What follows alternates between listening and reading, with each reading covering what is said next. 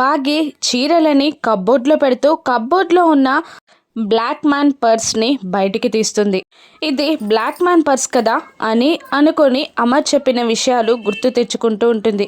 అమర్ రూమ్లో కూర్చొని ఆ బ్లాక్ మ్యాన్ పర్స్ని చూస్తుండగా ఏంటండి అది అని బాగి అడగ్గా బ్లాక్ మ్యాన్ పర్స్ ఇది అని చెప్తూ ఉంటాడు అమర్. అవునండి, ఆ రోజు స్పాట్లో ఒక పర్స్ దొరికిందని, అది మీరు రాథోడ్కి కూడా చూపించలేదని చెప్పారు. ఇదే నా పర్స్ అని అడుగుతుండగా అవును అంటాడు అమర్. అందులో ఏముందండి అని అంటుండగా కొన్ని మెడికల్ రిసిప్ట్స్ ఉన్నాయి. ఒక బ్లాక్ అండ్ వైట్ ఫోటో ఉంది. ఆ మెడికల్ రిసిప్ట్స్ పైన పేరు లేదు, కానీ అతనేదో డిసీజ్తో బాధపడుతున్నాడని మాత్రం అర్థమవుతుంది అని అంటూ ఆ పర్స్ని క్లోజ్ చేసి లోపట పెట్టమని బాగీకి ఇచ్చి అమర్ వెళ్ళిపోతాడు. ఇప్పుడు ఆ పర్స్ ఓపెన్ చేసి అందులో ఉన్న ఫోటో చూసి బాగీ షాక్ అవుతుంది. అమ్మ ఫోటో అంటే ఇది నాన్న పర్సా? అంటే బ్లాక్ మ్యాన్ నానేనా? నాన్న బ్లాక్ మ్యాన్గా మారడం ఏంటి? మనోహరిని ఎందుకు చంపాలని చూస్తున్నాడు అని ఒక్క నిమిషం షాక్ అయి ఆలోచించి, అక్కని చంపింది మనోహరి అని తెలిసి ఈ వయసులో ఇంత సాహసం చేస్తున్నారా? మనోహరి పైన కక్ష తీర్చుకోవడానికి ఇలా చేస్తున్నారా? ఇప్పుడేం చేసేది? ఆయనకి విషయం తెలిస్తే ఎలా? ఆయనకి విషయం తెలిస్తే వదిలిపెడతారా అని అనుకుంటూ ఉంటుంది బాగి. అప్పుడే అమర్ బాగి అని రూమ్లోకి వస్తూ పిలుస్తాడు. దాంతో కంగారుగా ఆ పర్స్ని పక్కన పెట్టేసి చెప్పండి అని అంటూ ఉంటుంది బాగి. ఆ పర్స్ ఎందుకు బయటికి తీసావు అని అమర్ అడుగుతుండగా, కబ్బోర్డ్లో బట్టలు పెడుతుండగా పర్స్ జారి కింద పడిపోయిందండి అని అంటూ ఉంటుంది బాగి. అలాగా, సరే ఆ పర్స్ బయటికి తీయకు, ఎవరు చూడకూడదు. పోలీసులకు గనక ఈ పర్స్ మన దగ్గరుందని తెలిస్తే ఆ బ్లాక్ మ్యాన్ అలర్ట్ అవుతాడు అని అనగానే అలాగేనండి అని అంటూ కంగారుగా పర్స్ ఆ ఫోటో లోపల పెడుతూ కబోర్డ్లో ఉన్న బట్టలని కింద పడేస్తుంది బాగి. దాంతో బాగి అని పిలిచి వెళ్ళి ఆ బట్టలన్నీ కబోర్డ్లో పెట్టేసి, టెన్షన్ పడుతున్నావా? నీకు ఈ ఎంక్వైరీ అంతా చికాకుగా టెన్షన్గా ఉందా? సారీ బాగి, నువ్విప్పుడు టెన్షన్ పడకుండా చూసుకోవడం నా బాధ్యత, కానీ మనోహరి కోసం తప్పట్లేదు. ఒక్కసారి ఆ బ్లాక్ మ్యాన్ ఎవరో తెలిస్తే నీకు టెన్షన్ ఉండదు అని అంటూ ఉంటాడు అమర్.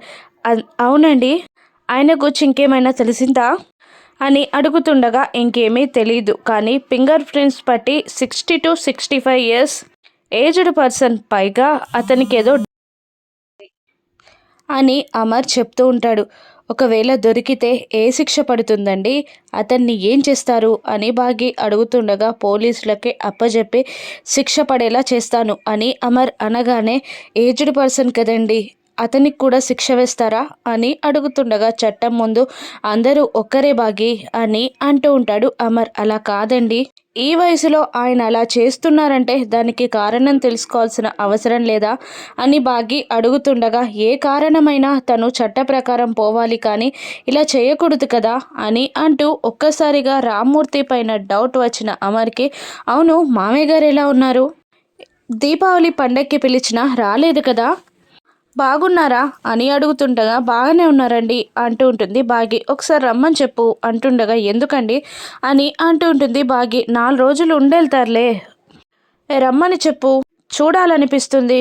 నువ్వు కాల్ చేస్తావా, నేను కాల్ చేయనా అని అమర్ అడుగుతుండగా, చేస్తానండి అంటుంది బాగి. అలాగే అంటూ అమర్ అక్కడి నుండి వెళ్ళిపోతాడు. ఇక రామ్మూర్తికి బాగి కాల్ చేసి, ఎక్కడున్నావు నాన్న అని అడుగుతుండగా, ఇంట్లోనే ఉన్నానమ్మా అంటుండగా, ఎలా ఉన్నావు నాన్న, ట్యాబ్లెట్స్ వేసుకుంటున్నావా, హెల్త్ అంత ఓకేనా అని అడుగుతుండగా, బాగానే ఉన్నానమ్మా, ఎందుకు ఇంతలా అడుగుతున్నావు అని అంటుండగా, ఊరికనే నాన్న, ఆయన మిమ్మల్ని ఇంటికి రమ్మంటున్నారు, చూడాలనిపిస్తుంది అంటున్నారు అని అంటూ చెప్తూ ఉంటుంది బాగి.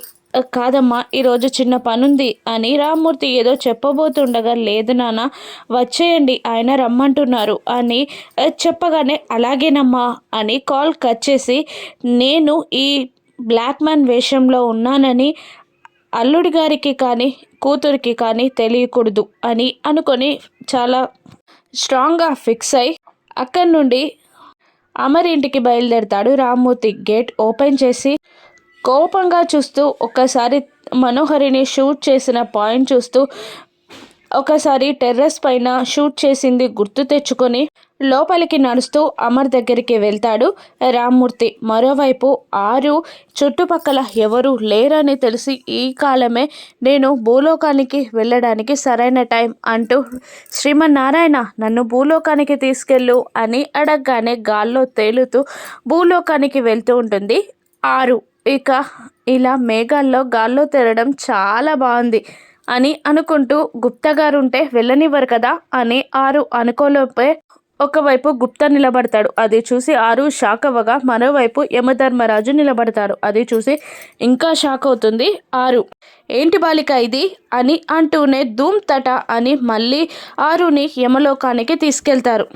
ఏంటి గుప్తా ఇది, ఈ బాలికని జాగ్రత్తగా చూసుకోమని చెప్పాను కదా అంటుండగా చూసుకుంటున్నాను ప్రభు, కానీ నన్ను తప్పించుకొని వెళ్ళిపోయింది అని అంటూ ఉంటాడు గుప్తా గారు. ఏంటి బాలిక ఇది, నువ్వేమైనా చిన్న పిల్లవా, నలుగురి పిల్లల తల్లివి, ఇలా తప్పించుకొని పోవడానికి కారణం ఏంటి, నీకు ఇక్కడ ఏం తక్కువైంది, దేవకన్యల బట్టలు, పంచభక్ష పరమాన్నాలు, తాగడానికి సురాపానం, విహరించడానికి ఉద్యానవనం, సేవించడానికి నిద్రించడానికి మంచి గది అన్నీ ఉన్నాక కూడా ఎందుకు ఇలా హింస పెడుతున్నావు, ఎందుకు వెళ్తున్నావు అని అడుగుతూ ఉంటాడు యముడు. అప్పుడు ఆరు ఇవన్నీ నేను అడిగానా, నేను ఇవన్నీ అడిగిన భోగాల, నాకు నలుగురు పిల్లలు, నాకు ప్రాణంగా చూసుకునే భర్త, నా తోడు నా చెల్లి, ఇంద్రభవనం లాంటి ఇల్లు, అవన్నీ వదిలిపెట్టి నన్ను చంపి ఇక్కడికి తీసుకొచ్చారు.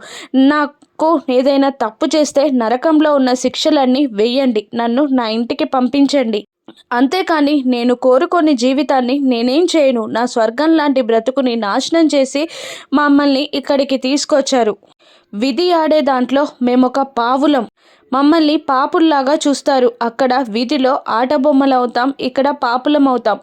మాకు మీ దృష్టిలో ఎటువంటి గౌరవం విలువ లేవు అని కింద కూర్చొని వెక్కి వెక్కి ఏడుస్తూ నన్ను పంపించండి అని వేడుకుంటూ ఉంటుంది ఆరు. కానీ యమధర్మరాజు ఏమీ చెయ్యలేక పక్కకి వెళ్తూ తనని ఓదార్చు గుప్తా అనగానే ప్రభు ప్రభు అని అంటూ వెంటబడి నేనెలా సముదాయించగలను, తను అడిగిన ప్రతి సమస్యకి నా దగ్గర సొల్యూషన్ లేదు ప్రభు, సమాధానం లేదు అంటూ ఉండగా నాకు అదే అర్థం కావట్లేదు. నేను చిన్న తప్పిదానికి తను శిక్షణ అనుభవిస్తుంది, నా తప్పిదం వల్ల తన ప్రాణం పోయింది, తనకి మరుజన్మ ఉందని చెప్పి పైకి తీసుకొచ్చాను, నా తప్పుకి ప్రాయశ్చిత్తం ఏంటో అర్థం కావట్లేదు అని యముడు కూడా బాధపడుతూ ఉంటాడు. మరోవైపు రామ్మూర్తి లోపలికి రాగానే అమర్ బాగున్నారా మామయ్య అంటూ కూర్చోమంటాడు. ఇక మనోహరిని చూస్తూ రామ్మూర్తి ఎలా ఉన్నావమ్మా, బాగున్నావా అని పలకరించి నీపై హత్యా ప్రయత్నం జరిగిందంట కదా, ఇప్పుడు ఎలా ఉన్నావు అని అడగగానే అమర్ మనోహరి ఇద్దరు షాక్ అవుతారు. మావయ్య గారు ఆ విషయం మీకెలా తెలుసు, మేము పోలీస్ స్టేషన్లో కూడా కంప్లైంట్ ఇవ్వలేదు కదా అని అమర్ అడగగానే తడబడుతూ ఉంటాడు రామ్మూర్తి.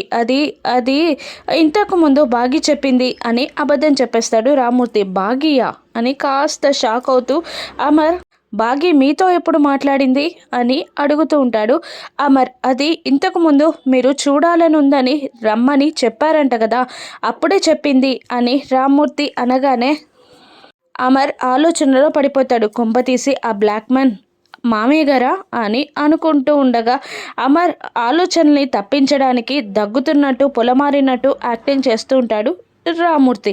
మనోహరిని చెంబా నీపైన ఈయనకేమైనా పాత కక్షలున్నాయా అని అడుగుతుండగా లేవు అని అంటుంది మనోహరి. వాటర్ తాగుతారా మామయ్య గారు అనగానే తాగుతాను బాబు అంటాడు రామ్మూర్తి. ఇక వెళ్ళి నేను తీసుకొస్తాను అమర్ అని మనోహరి అనబోతుండగా లేదు నేను తీసుకొస్తాను అంటూ డైనింగ్ టేబుల్ దగ్గరికి వెళ్ళి ఒక గ్లాస్ని క్లాత్లో పట్టుకొని మంచిగా సెట్ చేసి వాటర్ పోసి మళ్ళీ ఆ గ్లాస్ని ఒక ప్లేట్లో పెట్టి రామ్మూర్తి దగ్గరికి తీసుకొచ్చి ఇవ్వబోతూ ఉంటాడు. రామ్మూర్తి ఫింగర్ ప్రింట్స్ ఆ గ్లాస్ మీద పడేలా చేస్తూ ఉంటాడు అమర్. రామ్మూర్తియే బ్లాక్ మ్యాన్ అని అమర్ తెలుసుకోగలడా? ఆ తర్వాత రామ్మూర్తిని అమర్ ఏం చేస్తాడు? ఆరు హత్య వెనకాల మనోహరి ఉందని రామ్మూర్తి చెప్తే అమర్ నమ్ముతాడా? రాను ఎపిసోడ్స్లో చూద్దాం. Thank you for watching.